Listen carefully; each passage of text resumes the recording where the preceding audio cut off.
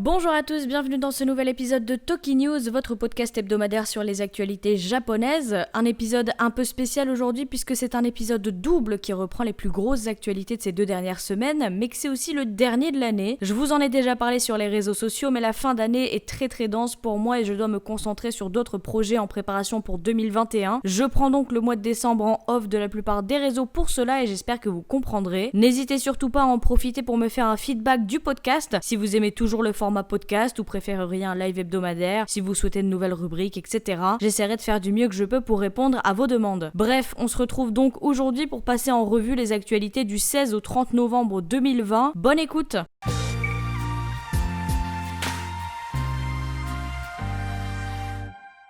On commence la semaine par un petit point Covid. Les cas continuent d'augmenter au Japon et les experts parlent donc de 3e vague. Le gouvernement et les médecins encouragent les Japonais à éviter les voyages ou déplacements inutiles. Les villes d'Osaka et Sapporo ont été exclues du programme du gouvernement Go to Travel en raison d'une trop grosse augmentation des cas et en plus de Tokyo et Nagoya devront fermer leurs bars et restaurants plus tôt, ce qui révolte les restaurateurs qui ne comprennent pas la démarche. Malgré l'urgence de la situation, le ministre de l'Éducation Hagiuda Koichi a confirmé ne pas vouloir fermer les écoles, mais il a assuré que les mesures préventives seraient renforcées dans les établissements.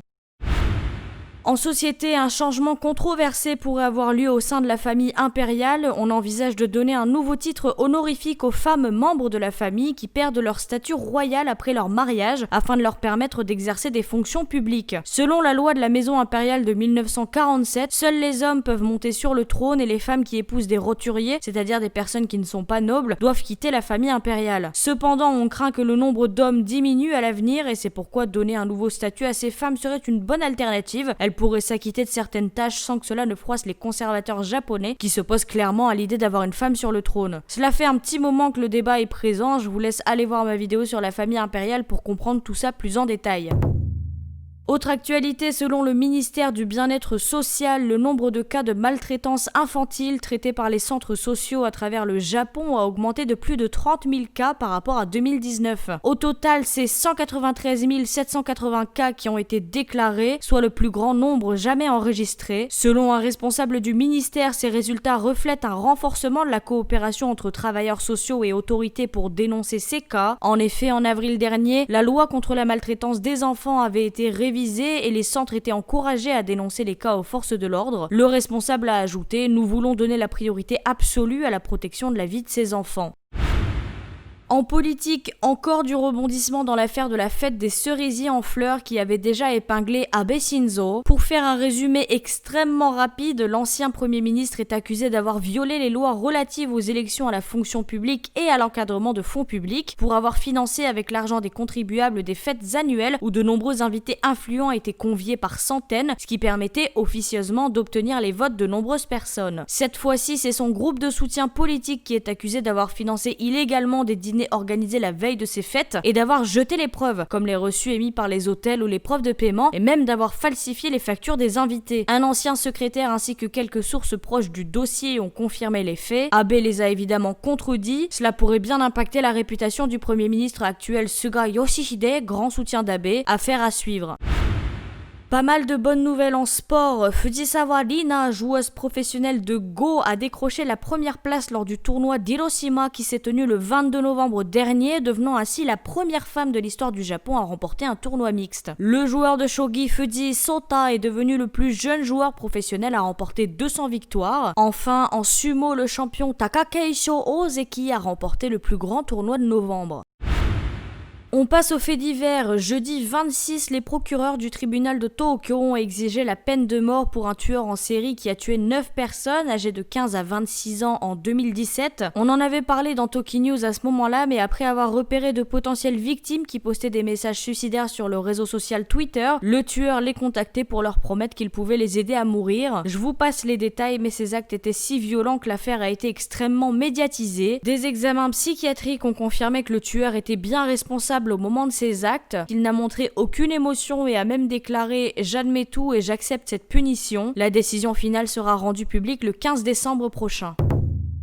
Autre actualité, un petit bateau transportant 62 personnes dont 52 élèves d'école primaire a coulé au large de la ville de Sakaide à Kagawa. Je vous rassure tout de suite, tous les passagers ont été secourus par les navires de la garde côtière japonaise et les bateaux de pêche à proximité. 2 enfants et un guide touristique ont quand même été emmenés à l'hôpital pour avoir fait une crise d'hypothermie et d'hyperventilation après avoir été secourus. Les élèves étaient en pleine excursion quand le navire a heurté un objet flottant. Le capitaine a immédiatement contacté les gardes-côtes et tout est bien qui finit bien.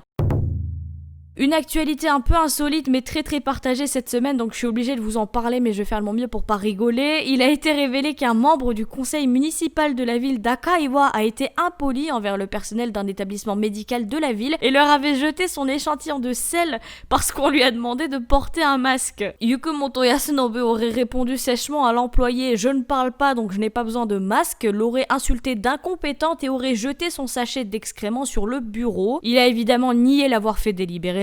Selon lui, il l'a fait tomber et c'est le personnel qui ne l'a pas attrapé correctement. C'est la deuxième fois que son comportement est médiatisé puisqu'en septembre dernier, il avait insulté le personnel de ménage de l'hôtel de ville. Cependant, aucune sanction n'avait été donnée. Les commentaires japonais ne sont évidemment pas très gentils avec le monsieur.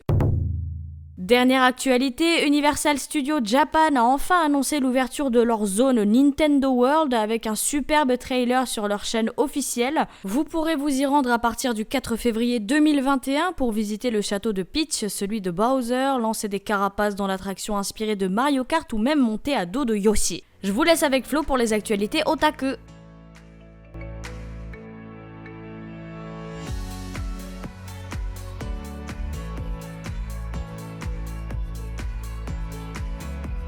Salut à tous! Comme on a 2 semaines à rattraper, je vous ai gardé que les plus grosses infos sur l'actualité otaku. C'est du côté des mangas qu'on aura eu droit au plus intéressant, en commençant par du Boruto. Suite de l'incontournable Naruto signé Masashi Kishimoto, il a fait ses débuts en 2016 avec pour dessinateur Mikio Ikemoto et pour scénariste Ukyo Kodachi. Il s'est écoulé 4 ans depuis et Masashi Kishimoto, l'auteur de l'œuvre originale, prend la relève du scénario à la place d'Ukyo Kodachi. Le changement qui aurait été prévu depuis le début d'après l'auteur a déjà été mis en place, car le 52e chapitre sorti il y a peu est signé Kishimoto.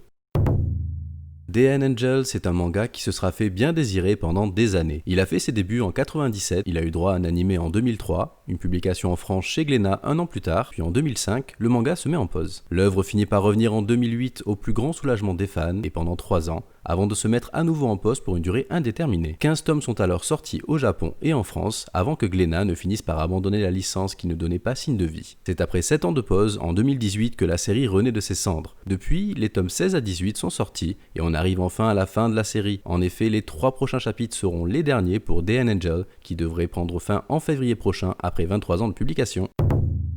Alors qu'un classique arrive à sa fin, un autre va peut-être faire ses débuts. Sui Ishida, l'auteur de l'incontournable Tokyo Ghoul, a annoncé avoir terminé le storyboard de son prochain manga, Chojin X. Pas de date annoncée pour le moment, mais ce qui est sûr, c'est que ce manga sera très attendu au vu de la popularité de Tokyo Ghoul et de sa suite ces dernières années. Alors qu'en France, le service de lecture en ligne par abonnement peine à se développer, même si on peut citer les efforts du récent Manga.io ou encore Manga Plus, qui propose tous les derniers chapitres du Jump en anglais et en espagnol, un nouveau venu fait ses débuts chez nous. Il s'agit de Mangamo, une application pour Android et iOS qui est déjà bien ancrée aux États-Unis et qui a ouvert ses portes partout dans le monde. On parle d'une offre à 5$, soit un peu plus de 4€, qui propose plus de 300 titres en accès illimité et des chapitres publiés tous les jours. Au niveau des titres, vous trouverez de tout, y compris des gros blockbusters comme l'Attaque des Titans, Fairy Tail. Seul bémol, de taille pour beaucoup, les mangas sont tous en anglais, de quoi ravir ceux qui maîtrisent la langue de Shakespeare et de rendre totalement indifférents les autres. Pour finir la dernière actu manga de 2020, quoi de mieux que de s'intéresser au classement des ventes au Japon de cette année, de novembre 2019 à novembre 2020. On va parler du classement par série et non pas par volume, car sinon ce serait vite terminé, vu que Demon Slayer Kimetsu no Yaiba occupe à lui seul les 22 premières places des ventes par volume. Au niveau des séries, même si du coup le premier est forcément évident, il reste un peu de suspense pour les 4 autres prétendants du top 5. On va commencer par la 5e place qui aura été attribuée à un manga qui fait de plus en plus parler de lui, surtout avec son animé qui vient de sortir. Il s'agit de Jujutsu Kaisen qui aura vendu un total de 6,7 millions de tomes au Japon cette année, une belle performance pour un manga manga qui a encore de belles années devant lui. La 4ème place revient au manga de sport incontournable de ces dernières années, je parle bien sûr d'Haikyuu qui aura atteint les 7,2 millions de tomes vendus pour sa dernière année de publication. Une très bonne série qui finit donc avec les honneurs après 8 ans de publication. Tout le monde l'aurait vu deuxième comme l'an dernier, mais non, ce sera la 3ème place que prendra le grand classique One Piece. Après des années à être indétrônable de sa première place, il aura fini par céder à Demon Slayer l'an dernier, avant de céder sa 2ème place cette année, malgré un total de 7,7 millions de tomes vendus. Une très belle performance tout de même si les ventes ne cessent de baisser d'année en année pour ce géant qui a fêté ses 23 ans. Celui qui aura réussi à surpasser One Piece, c'est l'une des révélations en France de cette année, alors qu'au Japon, il est dans le top 5 des ventes presque chaque année. Il s'agit bien évidemment de Kingdom, l'œuvre devenue incontournable. Il aura vendu 8,2 millions de tomes en 2020, sa meilleure performance depuis 2015. Rappelons que l'œuvre a fait ses débuts en France chez Meian, qui aura presque rattrapé les 59 tomes en seulement 2 ans. Enfin, le top 1 sur tous les plans, le monstre du manga cette année, c'est bien évidemment Demon Slayer. Alors que les précédents top 1 des ventes avoisinaient les 15 millions de tomes vendus, Demon Slayer aura vendu 82 millions d'exemplaires cette année au Japon. C'est un record qui aura peu de chances d'être battu un jour vu l'ampleur de l'événement. L'œuvre aura ainsi gagné sa place dans l'histoire du manga d'une très belle façon pour sa dernière année de publication.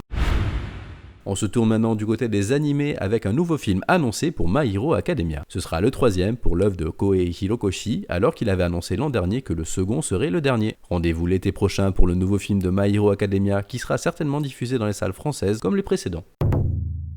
L'œuvre culte qu'est Code Geass n'est pas prête de prendre fin. Alors qu'en 2017 et 2018 sont sortis 3 films récapitulatifs, l'an dernier est sorti Fukatsu no Lelouch, un nouveau film pour la franchise qui est annoncé être la phase 1 d'un plan de 10 ans pour développer du contenu sur Code Geass. La suite vient justement d'être teasée avec l'annonce du prochain projet de Code Geass qui sera faite en live sur YouTube le 5 décembre prochain. Je vous laisse le lien dans la barre de description pour ceux qui veulent le découvrir en direct le jour J. On termine du côté des jeux avec une annonce pour Tate no Yusha, The Rising of the Shield Hero. Le light novel décliné en manga puis en animé va aussi avoir droit à son jeu mobile Re-Rise qui est déjà ouvert aux préinscriptions au Japon. Peut-être finira-t-il par arriver en Occident, en tout cas on l'espère. Et voilà, c'est terminé pour aujourd'hui. On espère que cet épisode vous aura plu. Merci infiniment d'avoir écouté, partagé et commenté ce podcast chaque semaine. On se retrouve le 4 janvier pour un nouvel épisode. À bientôt sur Tokimeki.